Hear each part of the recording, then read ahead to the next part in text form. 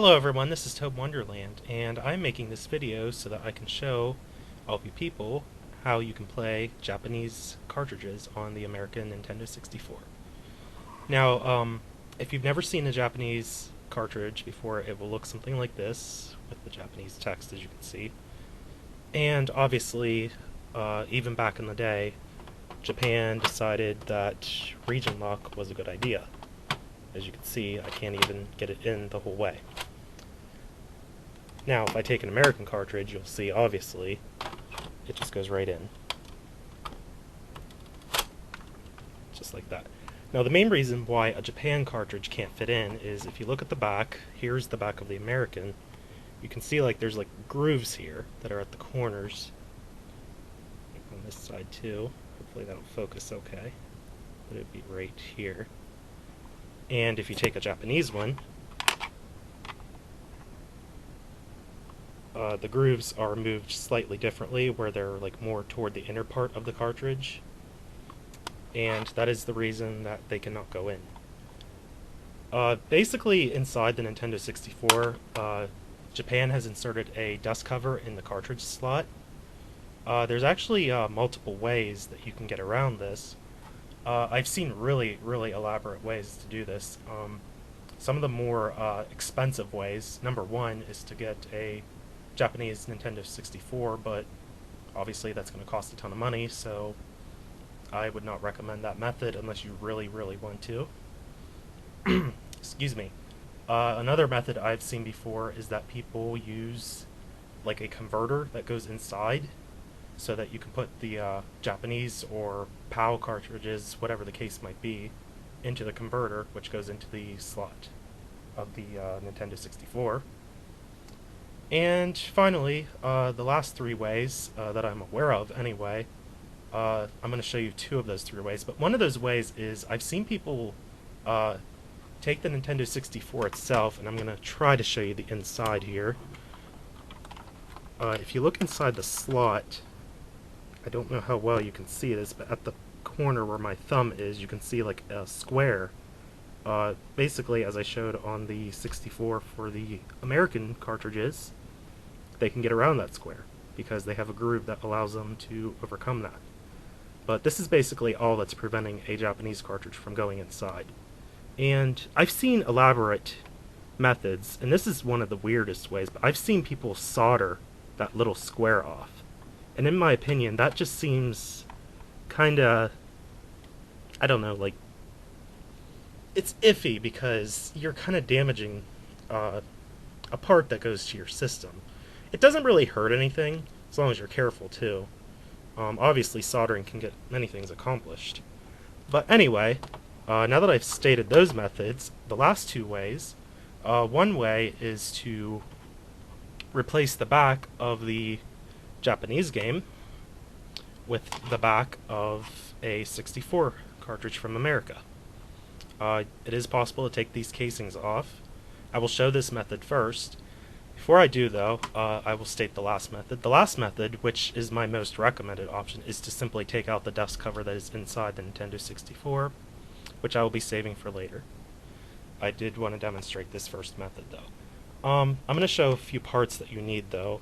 For the first way that I'm going to show you, you will need, I have two game bits here. For this first method, you will need the one that is 3.8 millimeters. This is small enough that it can go onto the back of the Nintendo 64 where there are screws in place. I also wanted to show, if you don't have a game bit, sometimes if you have pliers that are just fine enough where the points can actually get in between small objects, this also works just as fine. My mother actually works with jewelry making, so this was something that she just kind of gave me that she had extra of that she didn't want anymore. So fortunately I have this if I ever need it.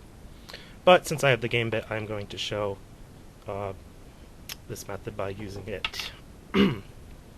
Excuse my throat, it's been a really dry day. So let's go ahead and get started. Now that I've kind of blabbed on. I put my game bit in like a magnetic screwdriver. Sometimes you don't even need it, but it is sometimes better for the grip.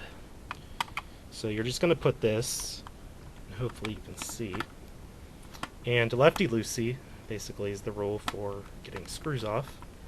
I kind of like open them ahead of time so that this would not be a pain to get off for later when I do show this.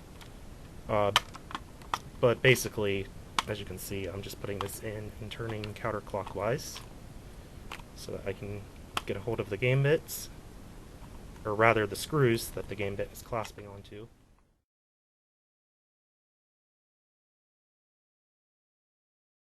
Okay everyone, I am back. I apologize about that. I had an interruption there that I had to stop the recording and attend to.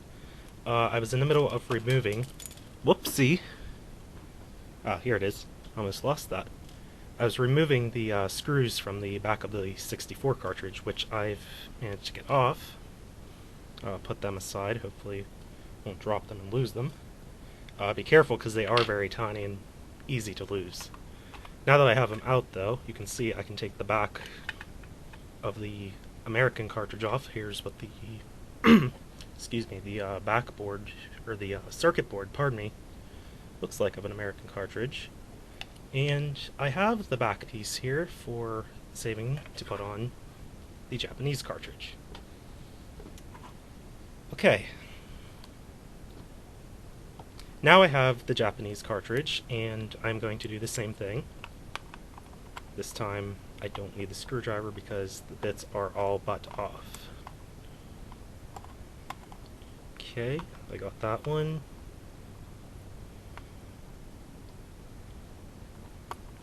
And the second one. They are a bit magnetic, so they might stick to your game bit, but that shouldn't be a big issue. Okay, now that I got the screws out, take off the back of the Japanese cartridge, and as you can see, a slightly different looking circuit board. Definitely very concealed.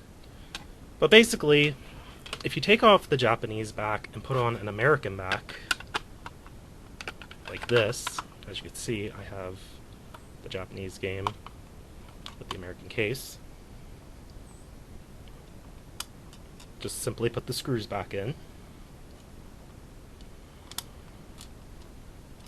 Okay, and I hope you can see this okay. I'm kind of looking at the camera and it looks like it's fine, but hopefully I don't screw things up. Okay, and now I'm just going to do righty-tighty so that I can seal the screw back onto the game. And now that I have a perfectly sealed Japanese cartridge with an American backing, stick it in, and it goes in perfectly. I have to kind of grasp the 64 so I can actually pull it out. But there you go. That is one method that you can use for putting Japanese cartridges into an American 64.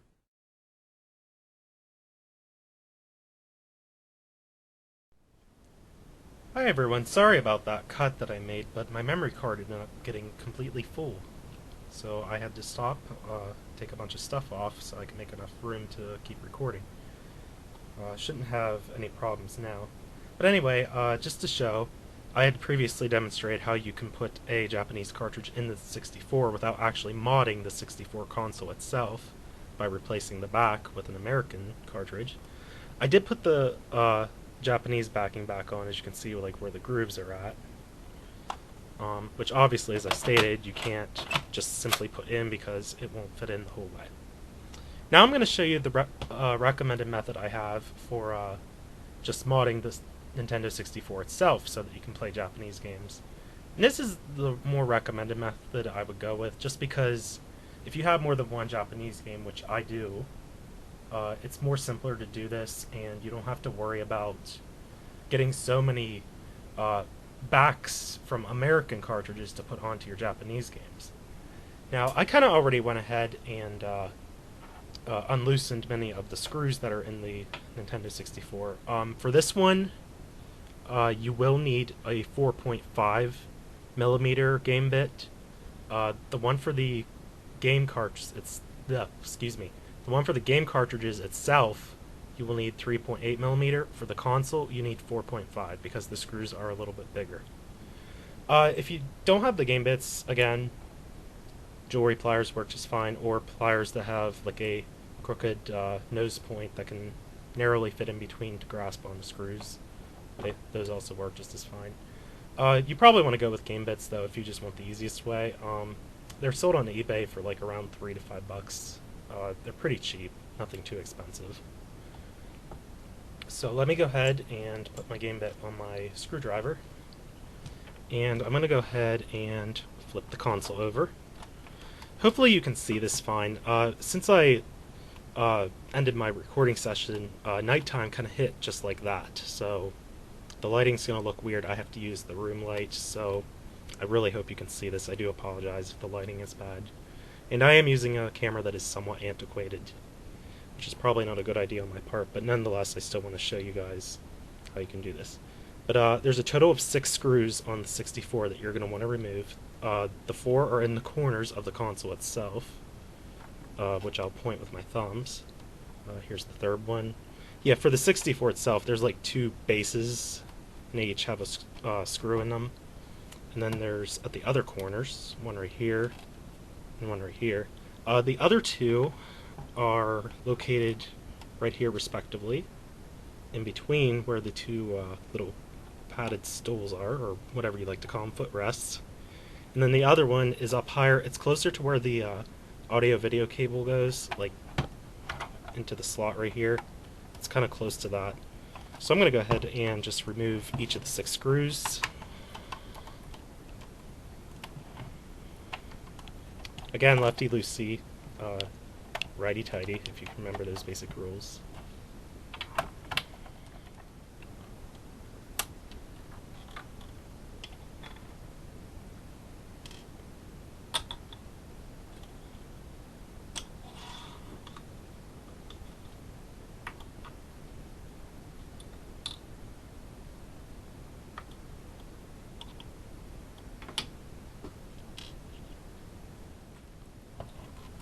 Alright guys, it looks like I got out the last screw. Just shake it a little bit. Hopefully it'll come out. There we go. Yeah, you do have to shake this a little bit so that the screws will fall out, because they might just be on the last little hinge before they actually decide to come out. Now I will go ahead and point out quick, I didn't really show this on screen, though I might show a clip of it anyway. Whenever you take the screw out of these little things, be careful because they do like fly off. It's fine that they come off, but the screw itself can get lost if it just kind of flings off on its own. Just a little word of advice if you're taking these parts off of the little bases here. And now that you have all 6 of the main screws off, it is time to go ahead and open up the console. The best way to do this is to grasp everything around the perimeter of the console itself, and hopefully I'll be able to get the casing off without much worry.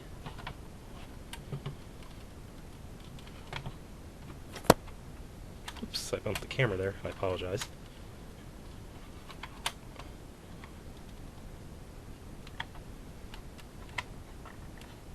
I swear this is not my day. I've had so much happen just trying to make this video. Okay, I think I finally got it. I swear, this has just not been my day. It should eventually pry off. Be careful taking it off, though, because obviously you have inside parts that can be a bit of a problem if you're not careful with what you do.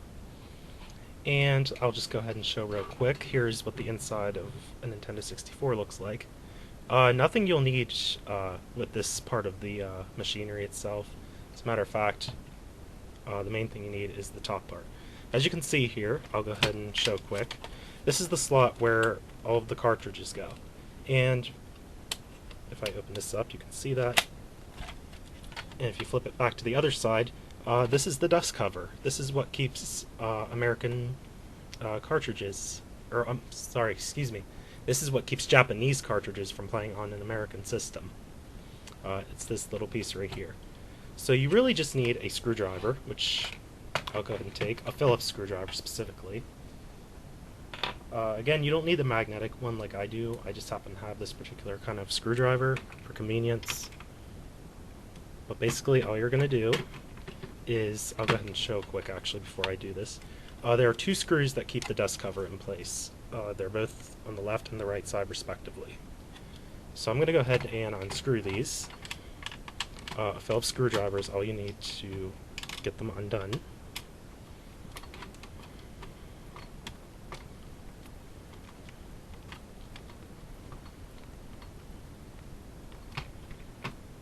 Okay, I have one screw.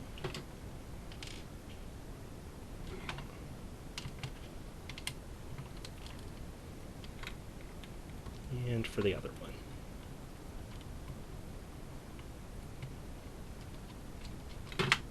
Okay, got both screws out. And with that done, the dust cover comes off. And in doing so, you do unhinge the slots themselves, as you can see here. The dust cover is what keeps them in place. This is the slots that are used for like the top of the Nintendo 64 when you actually stick the cartridge in, and they kind of fold inwards so that you can put the cartridge in. But since you take the dust covers off, they no longer stay in place, but that's fine. And basically that is it. Here's the dust cover again if you want to see it. The two screws were right here, left and the right side. And that's really it. All you have to do is put the shell back onto the console. Obviously you will need to screw it in so that it is securely fastened. But I'm going to go ahead and demonstrate real quick here. Now that I have the case on, a Japanese cartridge can now go into the Nintendo 64. So it's kind of amazing to really, if you just think about it, this is all that keeps your system from playing Japanese cartridges. It's a dust cover. It's essentially how simple it gets, and these are the slot pieces. Again, this is the method I recommend over replacing the backs of the Japanese cartridges with American cartridges, just because of supply, and you might not have enough of American cartridges to games that you might not want anymore. But obviously, you need to screw these back in. I was just purely demonstrating that you can still put a Japanese game inside the Nintendo 64. I do recommend, from what I'm aware of, there's nothing wrong with not having that dust cover there at all, but it is safe to do like a off and on routine checkup, like maybe check it a couple times a year just to make sure that there isn't actually any dust that goes inside, especially if you're in like a smoking environment or just a household like mine where you just accumulate a lot of dust from maybe pet dander or different things like that. But I hope this helped you guys out. I know this was a little long, but I just wanted to make sure that I went through each step thoroughly and that you could actually see what I was doing. But that's essentially all you have to do to play a Japanese Nintendo 64 game on an American 64 console. It's nothing too complicated. Pretty much anyone can do it. Again, the pieces that you need are really easy to acquire. The game bits you can get on eBay for pretty cheap. And depending on what you're going to adjust, for the console itself you need 4.5mm game bit, and for the game method itself, if you replace the back of the cartridge, you will need 3.8mm game bit. Now the 3.8mm game bit isn't just limited to 64 games. I know a lot of people use them for replacing the batteries in like Game Boy Color games and different systems like that, because they have a tendency to die because the batteries that are inside Game Boy Color games, Game Boy Color games and Game Boy games in general have a battery that saves the game data, and over time, for games like Pokemon and such, they do die over time, and game data can usually get lost because of that. But you can use the 3.8mm game bit to take the casing off and replace the battery. But that is it, guys. I hope you enjoyed, and I hope this answered the questions I did receive from video comments and a couple private messages as well. That's it, though. I will see you guys back with more videos on my channel, probably more of Japanese Ocarina of Time, coincidentally, with Majora's Mask in the game cartridge right now, or the console, I mean, pardon me. But I hope you enjoy. This is ToadinWonderland, and I hope you enjoyed my little collection of game geekeriness. Oh, and real quick before I do sign off completely, you probably noticed right beside the Toad there, go ahead and grab it, For those of you who might have followed me for a while, this is a plushie that was made by Madame Wario. I still have it. I adore her videos. She's such a wonderful person. You should definitely check out her channel if you have not done so. But I think the majority of my subscribers know who she is because she has referenced me a few times in different places on her channel before, and I do thank her for that. Not like direct shout-outs, but it's still nice that that she takes the time to read the comments and different things that she sees from other people who watch her videos. But she is such a nice person. Definitely check out her videos. Kudos to her. That is it, guys. Again, I hope you enjoyed ToadinWonderland here, and I will see you guys next time with more videos. See you guys later.